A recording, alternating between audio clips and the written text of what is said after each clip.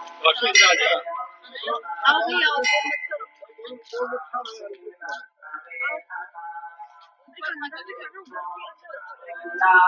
सभी भक्तों को जय बद्री विशाल। आज हम आए व्यास गुफा के दर्शन करने के लिए। ये व्यास गुफा है जो कि हम पूरे परिवार के साथ में व्यास जी की गुफा में दर्शन करने के लिए आए। और ये ऊपर व्यास पोती है, ये देखिए पूरे पन्नों की तरह है। ये व्यास गुफा है। इसमें आप है और आप देख सकते हैं आगे नीचे उतरेंगे, नीचे उतर के नहीं आप गणेश गुफा है। गणेश गुफा के दर्शन करने के बाद में हम जाएंगे इधर भीमपोल, सरस्वती नदी और 5 पांडवों ने स्वर्ग रोहिणी के रास्ता जो स्वर्ग गए थे उनके बारे में आपको भी वहां से भी आपको दर्शन कराएंगे। ये व्यास होती है, आपको बाहर से भी बताएंगे। ये हमारा पूरा परिवार है, ये पूरा परिवार के साथ में हम आए, ये सब भक्त लोग हैं। तो व्यास गुफा के आज दर्शन करने के लिए आए हैं हम। और आप सब भी इस व्यास गुफा के दर्शन करिए। इसी गुफा में व्यास जी भगवान ने, वेद व्यास जी ने 18 पुराणों की रचना करी थी। हमारे जितने भी वेद शास्त्र पुराण है, 18 पुराण है, महाभारत है, एक वेद के 4 भाग किए। तो वो श्री वेद व्यास जी जो हमारे भगवान विष्णु के नारायण के 24 अवतार है। 24 अवतारों में से जो व्यास भगवान है उनका 17 नंबर का अवतार है। तो भगवान नारायण स्वयं ही जगत गुरु बनकर के व्यास जी के रूप में अवतार लेकर यहाँ पर इस गुफा में विराजमान होकर व्यास जी ने यही तप किया था, भजन किया, साधना की। सरस्वती नदी है यहाँ से नीचे, उस सरस्वती नदी का पश्चिमी तट है। सरस्वती नद्याम पश्चिमी तटे व्यास जी विराजमान है। यहाँ पर उन्होंने जप तप साधना की और सारे वेद शास्त्र पुराण लिखे। व्यास जी बोले थे और व्यास जी की प्रेरणा से सुखदेव जी महाराज ने लिखा, गणेश जी ने लिखा था। तो यहाँ से जस्ट थोड़ा सा नीचे गणेश जी की गुफा है, वहाँ गणेश जी विराजमान है।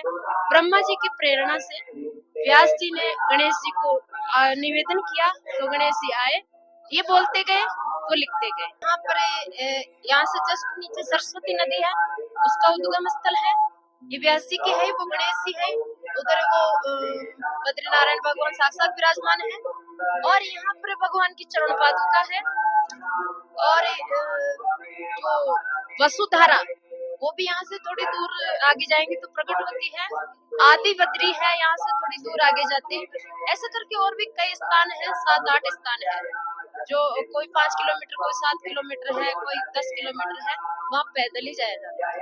बहुत बहुत तो जय बद्री विशाल की हम आ गए सरस्वती नदी जी के उस उद्गम पर। ये देखिए बहुत ही तीव्र वेग से सरस्वती नदी जी का उद्गम हुआ है। यहाँ से देखिए आप, ये पूरा पहाड़ है, बीच पहाड़ में से ये सरस्वती नदी जी का उद्गम हुआ है।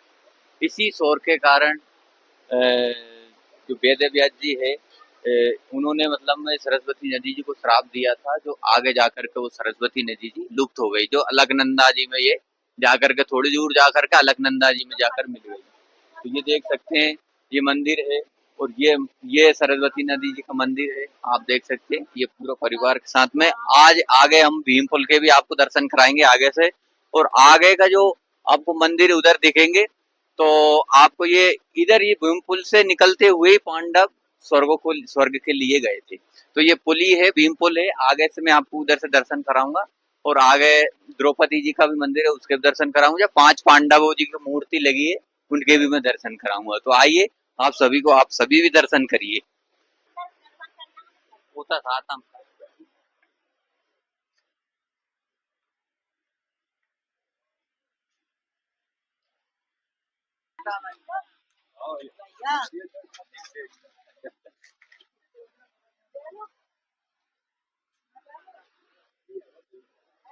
ये देखिए 5 पांडव,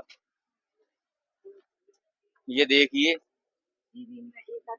ये 5 पांडवों के द्वारा स्वर्ग के लिए प्रस्थान किया था इन 5 पांडवों ने। आप भी दर्शन करिए।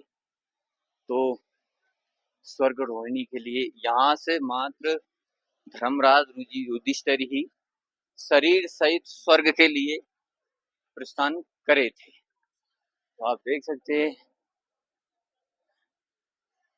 युधिष्ठिर, भीम, नकुल, सहदेव, अर्जुन, तो ये सभी देखिए आप, उनकी बहुत ही, देखिए ये देखिए, ये आपको मैं बता दें, 5 पांडवों के साथ में जो कुत्ता जो स्वर्ग के लिए गया था, ये कुत्ता को स्टेचू बनाया गया है धर्मराज जी के साथ में।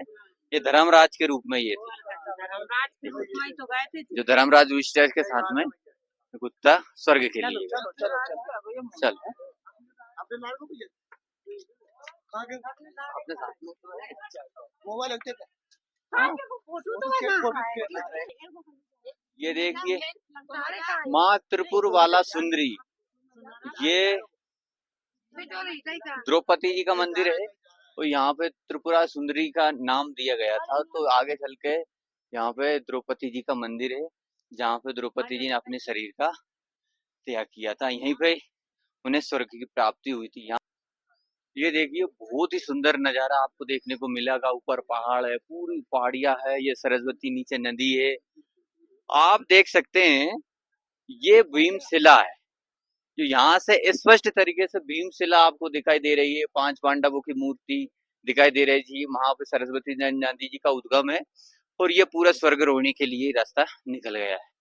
तो भीमपुल आप देखिए, जब 5 पांडव स्वर्ग के लिए जब यहाँ से जब प्रस्थान किया था 5 पांडवों ने, तो यहाँ इसी स्थान पे आकर द्रौपदी जी यहाँ पे रुक गई थी।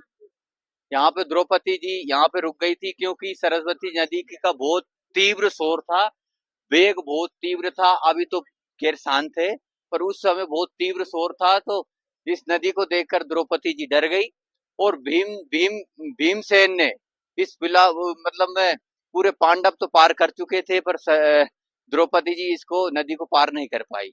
पर भीम ने इस शिला को वहां से उठा करके नहीं, इस नदी पे इसका पुल बनाया। इसी पुल के ऊपर और पूरे द्रौपदी जी निकली, और पूरे 5 पांडवों ने स्वर्ग के लिए प्रस्थान किया। आगे स्वर्ग रोहिणी रास्ता चला गया ऊपर।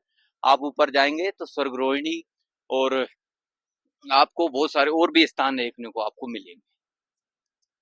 ये हमारे साथ में पूरा परिवार है, इस परिवार के साथ में हम आए, और बहुत ही अच्छा लग रहा है सब।